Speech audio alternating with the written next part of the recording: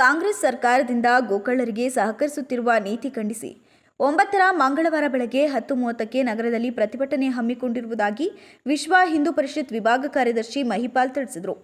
ಕರ್ನಾಟಕ ಸರ್ಕಾರ ಜಾನುವಾರು ಹತ್ಯೆ ಪ್ರತಿಬಂಧಕ ಮತ್ತು ಸಂರಕ್ಷಣಾ ಕಾಯ್ದೆ 2020ಕ್ಕೆ ತಿದ್ದುಪಡಿ ತರಲು ಮುಂದಾಗಿರುವುದು ಹಿಂದೂ ಸಮಾಜದ ಧಾರ್ಮಿಕ ಭಾವನೆಗಳಿಗೆ ಧಕ್ಕೆ ಉಂಟು ಮಾಡುವ ಕ್ರಮವಾಗಿದೆ. ಅಕ್ರಮ ಗೋಸಾಗಾಟಕ್ಕೆ ಬಳಸುವ ವಾಹನಗಳ ಬಿಡುಗಡೆ ನಿಯಮವನ್ನು ಸಡಿಲಗೊಳಿಸಿದರೆ ಅಕ್ರಮ ಸಾಗಾಟಗಾರರಿಗೆ ನೇರ ಪ್ರೋತ್ಸಾಹ ಸಿಗುವ ಸಾಧ್ಯತೆ ಇದೆ ಅಂತ ಅವರು ಎಚ್ಚರಿಸಿದರು. ಬ್ಯಾಂಕ್ ಗ್ಯಾರಂಟಿ ನಿಯಮದಿಂದ ಗೋಸಾಗಾಟ ಕಡಿಮೆಯಾದಾಗ ಅದನ್ನು ತೆಗೆದುಹಾಕುವ ತಿದ್ದುಪಡಿಯು ಸಮಾಜದಲ್ಲಿ ಉದ್ವಿಗ್ನತೆ ಹೆಚ್ಚಿಸಬಹುದು ಅಂತ ಹೇಳಿದರು. ಈ ತಿದ್ದುಪಡಿಯನ್ನು ತಕ್ಷಣ ಹಿಂತೆಗೆದುಕೊಳ್ಬೇಕು ಅಂತ ಆಗ್ರಹಿಸಿ ಡಿಸೆಂಬರ್ 9ರಂದು ಹಾಸನದಲ್ಲಿ ಪ್ರತಿಭಟನೆ ಹಮ್ಮಿಕೊಂಡಿರುವುದಾಗಿ ಮಹಿಪಾಲ್ ಘೋಷಿಸಿದರು. ಪೊಲೀಸ್ ಇಲಾಖೆಗೆ ಒಂದು ಶಕ್ತಿ ಸಿಕ್ತು. ಆ ಪೊಲೀಸ್ ಇಲಾಖೆ ಆ ಕಾಯ್ದೆಯ ಅನುಸಾರ ಆ ಗೋಕಳ್ಳರನ್ನ ಬಂಧಿಸುವಂಥದ್ದು, ವಾಹನವನ್ನ ಸೀಸ್ ಮಾಡುವಂಥದ್ದು ಎಲ್ಲದನ್ನು ಕೂಡ ಮಾಡ್ತಾ ಇತ್ತು. ಆದ್ರೆ ಈ ಸರ್ಕಾರ ಬರುವ ಪೂರ್ವದಲ್ಲೇ ಅಲ್ಪಸಂಖ್ಯಾತರನ್ನ ಓಲೈಸುವಂತ ಒಂದು ಕೆಟ್ಟ ಬುದ್ಧಿಯಿಂದ ಅವತ್ತೇ ಘೋಷಣೆ ಮಾಡಿದ್ರು.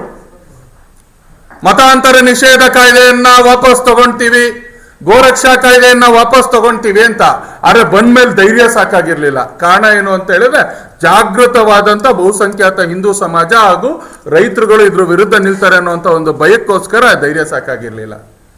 ಆದ್ರೆ ಇವತ್ತು ಈ ಇಡೀ ರಾಜ್ಯದಲ್ಲಿ ಬೇರೆ ಬೇರೆ ವಿಷಯಗಳು ಇದ್ದಿದ್ದಾಗ ವಿಷಯವನ್ನ ಡೈವರ್ಟ್ ಮಾಡಬೇಕು ಅನ್ನುವಂತ ದೃಷ್ಟಿಯಿಂದ ಇವತ್ತು ಕರ್ನಾಟಕ ರಾಜ್ಯ ಸರ್ಕಾರ ಬೆಳಗಾವಿಯ ಏನು ಸುವರ್ಣಸೌಧದಲ್ಲಿ ನಡೀತಾ ಇರುವಂತಹ ಒಂದು ಅಧಿವೇಶನದಲ್ಲಿ ಹಿಂದೂ ವಿರೋಧಿ ಕಾಯ್ದೆಗಳನ್ನು ತರಬೇಕು ಅಂತ ನಿರ್ಧಾರ ಮಾಡಿದೆ.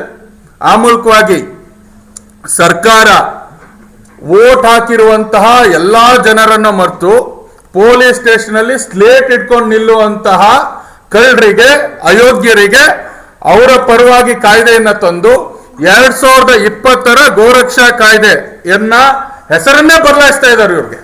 ಇವರು ಜಾನುವಾರು ಅಂತ ಹೆಸರಿಡ್ತಿದ್ದಾರೆ. ಜಾನುವಾರು ಅಂತ ಹೆಸರಿಟ್ಟು ಆ ಮೂಲಕವಾಗಿ ಸಮಾಜವನ್ನ ತಪ್ಪದಾರಿಗೆ ತರುವಂತದ್ದು. ಈ ಗೋರಕ್ಷಾ ಕಾಯ್ದೆಗೆ ತಿದ್ದುಪಡಿ ತಂದು ಇಲ್ಲಿ ತನಕ ಸರ್ಕಾರದ ಹೇಗಿತ್ತು ಕಾಯ್ದೆ ಅಂತ ಹೇಳಿದ್ರೆ, ಯಾವುದೇ ಅಕ್ರಮ ಗೋಸಾಗಾಟದಲ್ಲಿ ಸಿಗಾಕೊಂಡಂತ ಒಂದು ವಾಹನಕ್ಕೆ 5 ಲಕ್ಷ ಬಾಂಡ್ ಅನ್ನ ಇಟ್ಟು, ಅದು ಸರಿಸಮಾನವಾದಂತ ನಗದು ಹಣವನ್ನ ಇಟ್ಟು ಬ್ಯಾಂಕ್ ಅಲ್ಲಿ ಆ ವಾಹನವನ್ನ ಬಿಡಿಸ್ಕೊಳ್ಳುವಂತ ಪರಿಸ್ಥಿತಿ ಇತ್ತು.